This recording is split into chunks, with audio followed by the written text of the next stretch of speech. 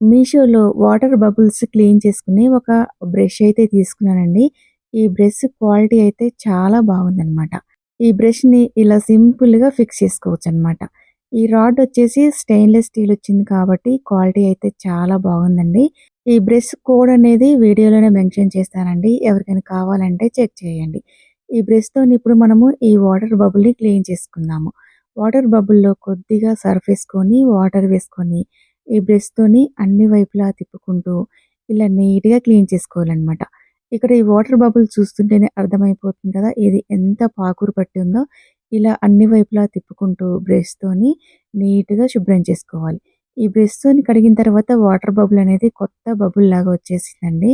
ఇలా శుభ్రంగా లోపల వైపు అంతా కూడా ఇలా నీట్‌గా శుభ్రం చేసుకున్న తర్వాత ఈ బబుల్‌ని వాటర్‌తోని 2, 3 సార్లు శుభ్రంగా వాష్ చేసుకుంటే చూడండి కొత్త దానిలా వచ్చిందనమాట.